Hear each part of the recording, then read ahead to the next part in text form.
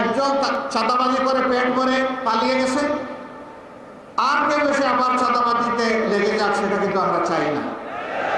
কিন্তু দেশ কি চাঁদাবাজ মুক্ত হয়েছে? দখলদার মুক্ত হয়েছে? হয় নাই। এক চাঁদাবাজ বিদায় নিয়েছে, আরেক চাঁদাবাজদের দেখতে চায় না জনগণ। গত সপ্তাহে এক সমাবেশে বিএনপিকে উদ্দেশ্য করে এমন মন্তব্য করেন জামায়াত ইসলামের আমির শফিকুল ইসলাম। একজন চাঁদাবাজি করে পেট করে পালিয়ে গেছে, আর কেউ এসে আবার চাঁদাবাজিতে লেগে যাচ্ছে, সেটা কিন্তু আমরা চাই না। ডাক্তার শফিকুর রহমানের এমন বক্তব্যের সমালোচনা করে বিএনপির সিনিয়র যুগ্ম মহাসচিব রুহুল কবির রিজভী বলেছেন, 5 আগস্টের পর ইসলামী ব্যাংক দখল সহ টেন্ডারবাজির ও বাস টার্মিনাল দখল নিয়েছে জামায়াত। আমরা তো দেখেছি ইসলামী ব্যাংক কিভাবে গ্রাস করে নিল একটি রাজনৈতিক দলের অনুসারীরা। এটা তো প্রাণ আচার, আমাকে একটু দিস। ঠিক যেন ঘরের আচার, প্রাণ আচার। 71 জামায়াতের ভূমিকা নিয়েও প্রশ্ন তোলেন রিজভী।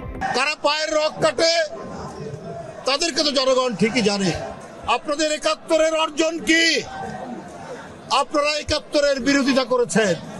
রিজভীর এমন মন্তব্যের জবাব দিয়েছেন জামায়াতে ইসলামের আমির শফিকুল ইসলাম। রোববার রাতে নীলফামারীর সৈয়দপুরে এক পথসভায় আমির বলেন, ইসলামী ব্যাংক দখল করেনি জামায়াতে ইসলাম, ব্যাংক তার মায়ের কোলে ফিরে এসেছে।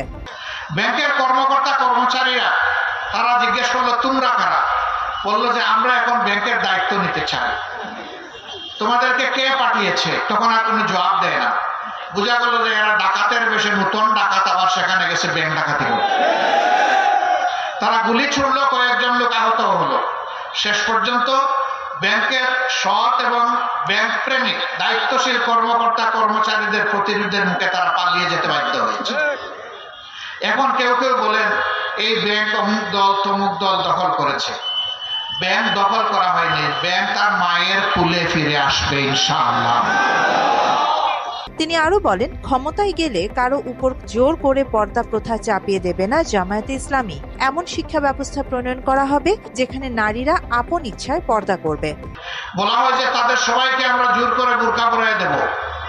একজন হিন্দু বোন অথবা আমার মা, একজন বৌদ্ধ বোন কিংবা মা, একজন খ্রিস্টান বোন কিংবা মা, আমরা কোন বলে তাদের গায়ে বোরকা পরাবো? এই অধিকার কি, এই দায়িত্ব কি ইসলাম আমাদেরকে দিয়েছে?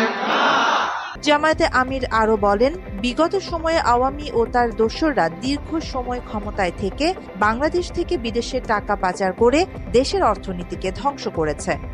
সেক্টর, ইন্ডাস্ট্রি, মিল, কর্পোরেশন যা আছে সব শেষ করে দেশেও রাখে নাই, সব নিয়ে গেছে বিদেশে। 26 লক্ষ কোটি টাকা 15.5 বছরে বাংলাদেশ থেকে তারা চুরি করে বিদেশে পাচার করেছে। আওয়ামী দুঃশাসন আমলে আলেমদের বেজ্জতির পাশাপাশি বহু মানুষ গুম ও খুনের শিকার হয়েছে। তারা যখন তখন মানুষকে বেইজ্জত করেছে, আলেম উলামাকে বেইজ্জত করেছে, এদেশের বিশিষ্ট রাজনৈতিক নেতৃবৃন্দকে বেইজ্জত করেছে, খুন করেছে। তারা বিরোধী দলের নেতাকর্মীদেরকে দুনিয়া থেকে উঠে ফেলেছে, আবার কাউকে গুম করে এখন পর্যন্ত তাদের পরিবার জানে না তাদের বুকের ধন জীবনে বেঁচে আছে কিনা। তারা আয়নাঘর তৈরি করেছে। তারা আমাদের জনগণের ভোটের অধিকারটা কেড়ে নিয়েছে। ফ্যাসিবাদের বিরুদ্ধে যুদ্ধ করে স্বাধীনতা এনে দিয়েছে ছাত্রছাত্রী ও তরুণ সমাজ।